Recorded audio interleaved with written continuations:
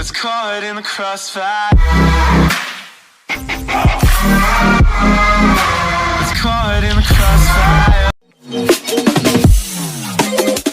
The whole NBA is talking about Lomelo Ball right now. His basketball IQ, his feel, his positional size, all high level. He has scouts so impressed, he is a potential #1 pick. He seems to have all the skills at 6'7", 6'8"? Here's a player that scored 90 points in a high school game. Lomelo Ball is the guy that NBA scouts are going to be traveling across the globe to watch. I mean, his basketball IQ being 6'7", being able to play pick and roll and pass the way he does, I mean, that's just special. Ball with the steal and the jam! It's been a windy road with a chaotic pit stop in Lithuania, but Lomelo Ball is arguably the most talented prospect in the entire 2020 draft class and a potential #1 pick, thanks to his elite basketball instincts and creativity at 6'7". Brooks.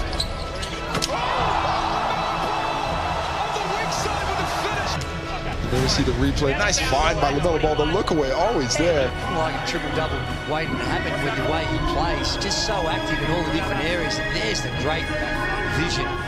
Physically, Ball unsurprisingly holds similarities to his older brother Lonzo. While an inch taller, his frame and length are nearly identical at the same age. Even athletically, there are resemblances with quick feet and excellent open court speed.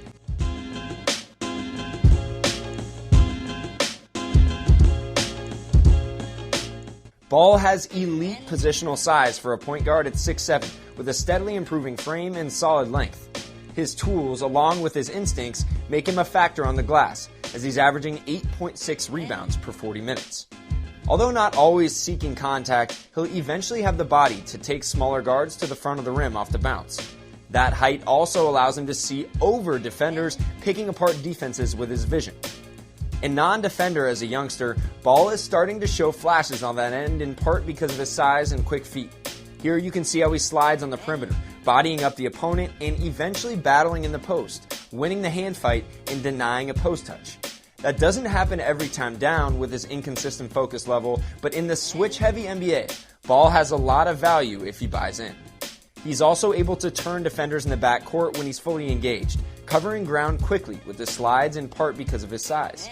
Although we don't have an official wingspan measurement, he has great positional length for a point guard and is able to bother jump shooters when he's fully stretched out, eventually being able to guard 1 through 3 if he locks in. Lonzo was also knocked for his casual nature as a high schooler, and he's turned into one of the league's elite defenders at his position, something Melo has a chance to do as well. Above all else, it's Ball's feel for the game and passing instincts that make him such a special prospect. It starts in the open court, where he passes bigs open with high arcing, one-handed touch passes that generally land right in the breadbasket. Now, Illawarra's aging bigs have cost Ball quite a few assists so far this season, but that hasn't deterred him from rewarding his teammates for sprinting the floor. He also does have that on-the-money football-style pass, a staple of the run-and-gun Chino Hills teams that took over high school basketball. Ball is electric when he pushes off the break also, showing off his open court speed, trusty handle, and accuracy to find open shooters. Here's Ball's most eye-opening transition pass of the season. Now, after securing the defensive rebound, he whips his head around to see what his options are, identifying Aaron Brooks early. From there, he makes his way toward the former NBA guard, slowing up just enough to give Brooks time to sprint past 2 defenders. Ball fires a one-handed no-look pass with just enough English to sneak through the tight window, yet hit Brooks right in the hands in stride. That's a special pass from the 18-year-old. He plays with a lot of flair in the open court and incentivizes teammates to get out and fill the lanes. Like most of the NBA's best passers, Ball is elite off the dribble with the ability to deliver passes with either hand. This is one of his most impressive highlights of the year, as he evades the hard hedge with a wrap dribble, transfers the ball back to his right hand with one bounce, and drops off a behind-the-back dime to the roll man, basically all in one motion. He's operating off straight instincts, basically freestyling on the floor. He's excellent at whipping the ball to teammates with a head of steam, showcasing incredible accuracy. A lot of players would just take the lane to the rim here, but Ball sees Mitch Creek hustling toward the cup, decides 3 is better than 2, and delivers the frozen rope for the hockey assist. Again, great pace and pick and roll. Here he sees the weak side defender loaded up to help on the roller and takes advantage with a laser beam to the shooter on the wing. He's ambidextrous and accurate with his deliveries, boasting a 2.75 to 1 assist-to-turnover ratio through 7 regular season games. Ball also manipulates defense with his eyes, creating angles for himself with lookaways and ball fakes. The majority of his passes come of the no-look variety, and you can see here the window he opens by simply showing the ball to the corner before darting a look-away pass to the roller over the top. There are a lot of subtleties to his passing attack that play a big role in his accuracy and his timing. Again, here you can see he freezes the on-ball defender by looking off to the corner as the big streaks down the lane, firing an absolute dime to Sam Froling right on the money.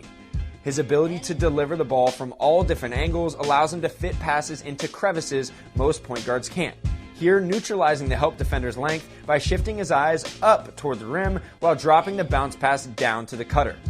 It may look unnecessary at times, but these look-offs buy just enough time to delay rotations and generate clean looks for his teammates. In addition to his next-level passing, Ball is also an instinctual cutter, diving backdoor if he's overplayed and then picking apart the scrambling defense from there. His quickness and size help him shake defenders, and then his basketball genius shines, here with the accurate backhanded bounce pass to the open shooter. Lastly, his instincts show up on the offensive glass. He's regularly around the ball, reading it off the rim impressively to create extra possessions. His feel really shines through here as he somehow knows exactly where Aaron Brooks is on the floor without even looking his direction.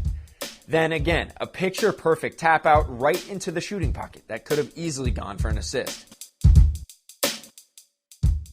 Unlike Lonzo, Lomelo has a whole bunch of wiggle and shake to his game, regularly putting defenders on skates. It starts with a basic left-handed hang dribble, which will become extremely valuable should he ever develop into a more consistent pull-up three-point shooter. He has counters off this also, showing his agility on left-to-right spins to get to the front of the rim. Decal or not, he leaves defenders wobbly with his ability to stop on a dime, going to this behind-the-back stomp dribble to shake his man. He uses this to set up his three-ball as well. He also keeps bigs off balance on switches, mixing in sweeping crossovers with quite a bit of shift in his lower body. His ability to go from slow to fast into combo moves is rare for a player his size, and he uses that to split ball screen coverages, keeping the ball low and tight to avoid turnovers. Then there's this Jordan-esque fake spin along the baseline, leaving his defender stuck before creating an open three. He'll need to become a more efficient half-court scorer down the road, but having the ability to shift gears at his size gives Lomelo considerable upside as a scorer. Although he's shooting under 20% from three so far, Ball has natural touch on his three ball with his feet set or off the dribble. He's actually knocked down 7 of 17 catch-and-shoot threes through 10 regular season and preseason games, and his overall percentages are more a reflection of his shot selection than his actual touch. According to our database, he's an 83% free throw shooter on 230 career attempts. He has deep range and unwavering confidence. Despite somewhat of a two-handed push shot and undisciplined mechanics, he gets fairly straight rotation and is capable of lofting the ball in from distance. His touch also shows on his float game, which he'll fire from all over the floor, even close to three-point range. Whether off one leg or two, he's able to use this bailout shot to neutralize shot blockers, even if he goes to it a little more than you'd like given his size at 6'7". Ball is also an instinctual defender who can wreak havoc in the passing lanes. He's averaging 2.3 steals per 40 minutes so far and does a lot of his damage in the backcourt after turnovers or misses, a staple in the way he played as a youngster.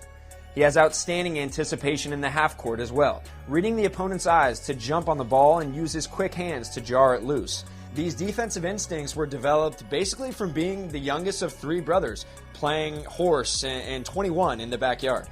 He's still learning defensive schemes and rotations, but he's slowly understanding where to be in pick and roll, here in perfect position to help on the roller. Now, he doesn't always use his body to wall up in these situations, but the instincts are certainly there. Then again, you can see his timing here, rotating out of the corner to block the roller at the rim. Should he ever fully commit to the defensive end, Lomelo Ball has the instincts and physical tools to be an impactful defender at the NBA level.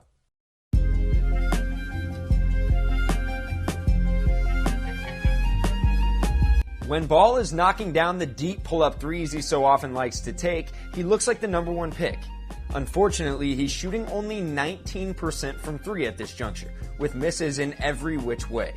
As you can see here, he gets a lot of his offhand index finger on the ball before he releases it. unconventional to say the least. He's inconsistent with his feet also, sometimes jackknifing his lower body forward and landing on one leg. On top of that, he has a tendency to snakebite his follow-through, rarely staying in his shot. In part because of his low release, Ball doesn't have much of a mid-range game in his arsenal either, which ultimately results in a lot of low percentage floaters rather than a more conventional rise and fire pull-up jumper. Ball's lack of consistency on the defensive end can drive coaches crazy. While most of his miscues are off the ball, he still tends to get caught on screens, not showing enough fight to contest when he does get hit. He struggles to remember coverages as well, here going under on one of the league's best pull-up shooters. He's not as active as he could be with his length either, getting caught with his hands down, which leads to an easy bucket.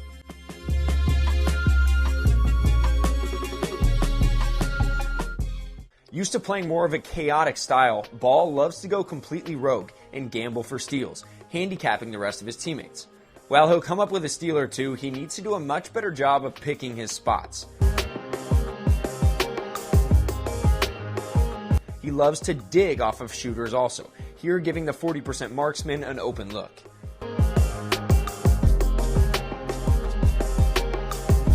When he's not gambling, you can see him standing completely upright in his stance.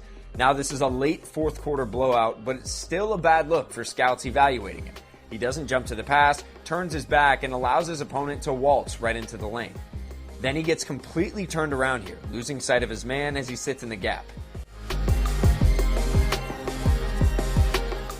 He gets out of position in early offense situations, giving his man the angle to get to the front of the rim. Then, when he's supposed to be at the rim as the weak side wing defender, he doesn't rotate. He needs to show more effort and energy getting in position and using that size and length to alter shots at the rim rather than watching the opponent finish uncontested. Then there's his offensive decision making, which can infuriate his coaches. While he's making strides, here you can see he'll just jack up a deep contested three with no effort to initiate offense. While transition pull-up threes are a staple of some of the NBA's best guards, he doesn't shoot it well enough yet to warrant these Dame Lillard-style pull-ups. He'll bail out bigs on switches, here settling for the 30-footer with 15 on the shot clock. He has the handle and shifty nature to attack slower-footed bigs, he just prefers to go for the knockout punch a little too often. His unwavering confidence can get him in trouble at times, and finding the balance between deep strike threes and getting downhill should be a priority for him moving forward. He can also get a little too casual with his passes, resulting in unforced turnovers.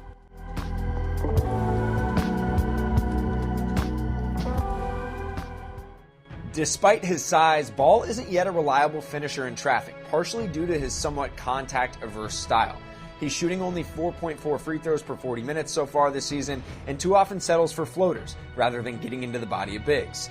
Now that should improve as his body naturally fills out, but you'd like to see him be a little bit more aggressive getting to the front of the rim, rather than settling for these elbow floaters. He's a bit of a flash-over substance finisher as well, getting too cute with the ball rather than just going up strong. His still evolving finishing package gets him in trouble when he's in the pocket also. Because of his erratic shooting, decision-making, and inconsistent finishing, Ball has a true shooting percentage under 42% so far, raising some questions about how efficiently he'll be able to score at the NBA level. Thanks for watching ESPN on YouTube. For live streaming sports and premium content, subscribe to ESPN+.